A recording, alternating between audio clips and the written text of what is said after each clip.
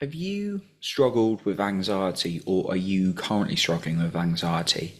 Well, today I'm going to share 3 tips that have helped me with anxiety over the years. And if you stay until the end, I have an actual point for you then as well.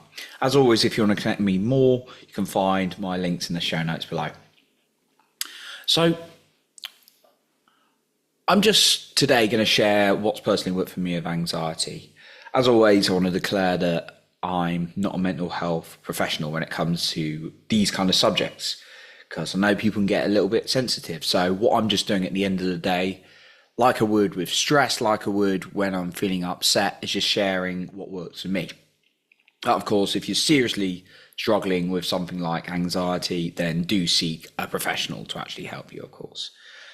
So when I was younger, probably around the age, it was around the age of, well, teenage, it was about 13, possibly 12, about 13. I was in year 8, which is basically your second year of high school in the UK.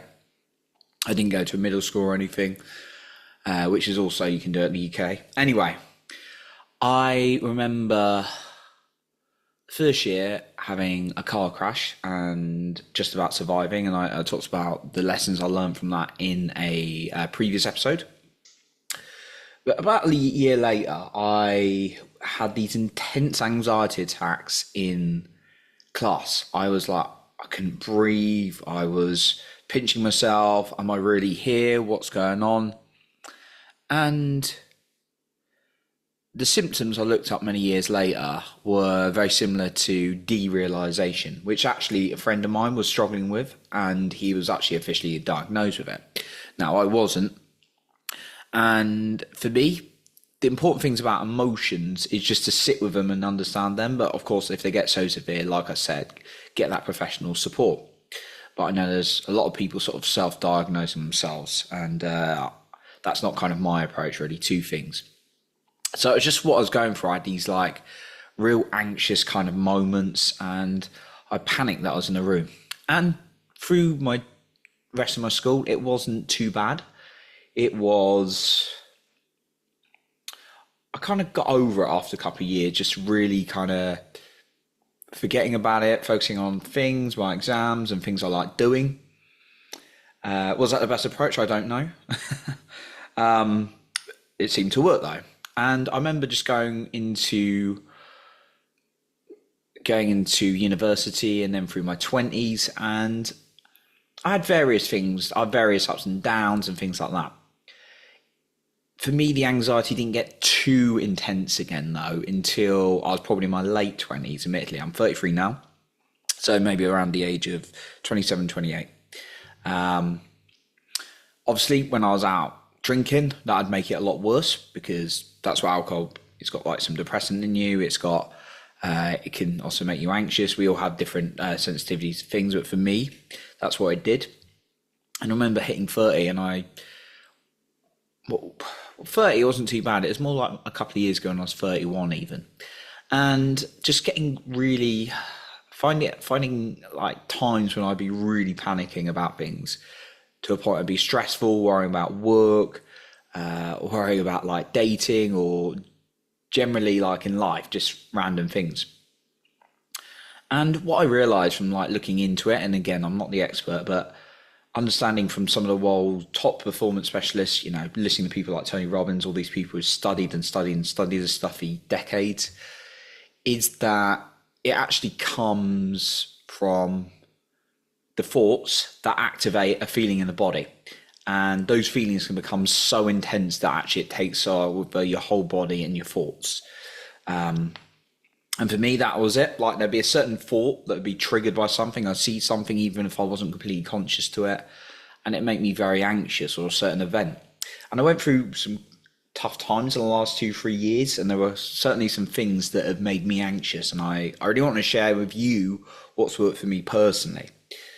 Maybe you are someone who's going through something like this, or maybe you've been through it. So when I talk about this, I always think it's really important to do what's right for you, and also not doing the same thing again and again and expecting different results. Even though it sounds obvious, as humans, we do like to do similar patterns. So this is what I'm going to share with you.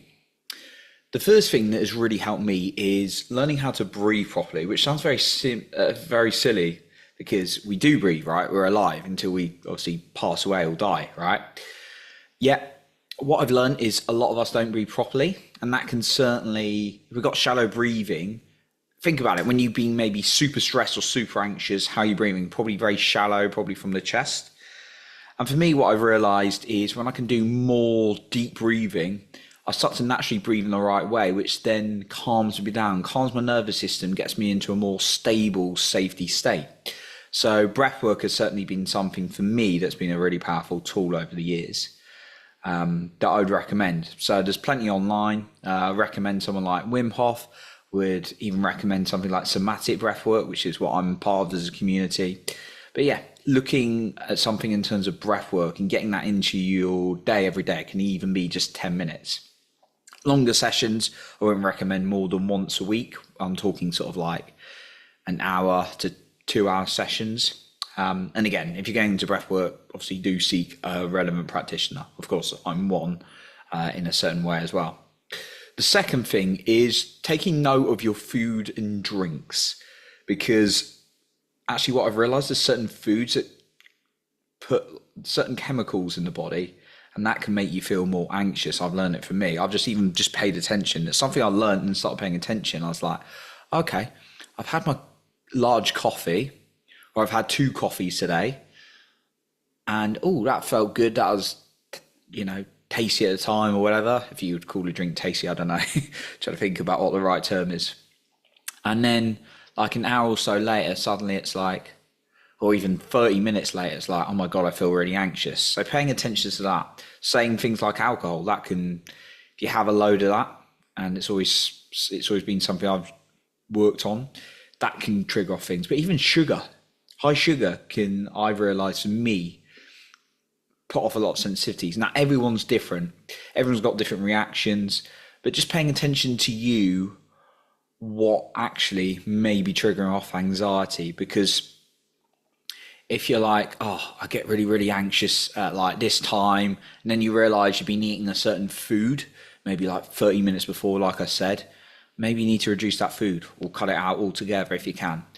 The third thing is just being mindful of the situations that are making you anxious. Now, you can't avoid every situation, unfortunately. So if there's like a job and it makes you very anxious, obviously you need to go to work. Maybe it's making you so anxious that you want to start looking for a new career. And obviously I'm not going to recommend just jumping out of the job because you need money, right? Or maybe there's a certain social situation you go to and that's making you very anxious. Just become super self-aware, I found has been really helpful with working in my anxiety as well. I've got a final point for you. I want to mention again, though, that if you want to connect with me more on social media, you can find my links in the show notes below. The final thing I'm going to suggest is having the right support group around you. Friends, family, intimate partner, or whoever, right? Someone or some people who really make you feel good and can walk you through this. Now, obviously a coach or mentor or therapist is going to be very, very helpful in this as well. But just the people in your life, pay attention, because maybe you're with a group of people just pushing you into all sorts of things that you don't want to do. That's going to make you more anxious. But maybe you've got people who are very understanding with you. I'm very blessed to have good friends in my life, and I'm very selective of who I let into my life. And I know that's not the case for everyone, right? So making sure you have the right support system of people around you is key.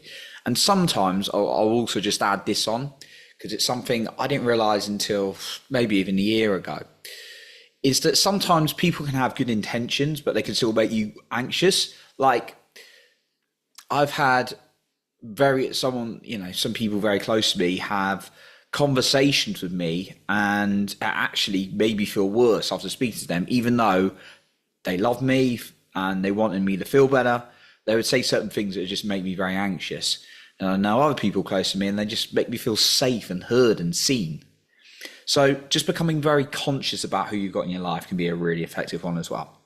So that's what I got for you today. As always, if you've got a serious, challenge with mental health, anything like anxiety, do seek professional advice. I'm just sharing with you today what worked for me around anxiety. So I appreciate you for being here, and remember to lead with your heart and not with fear.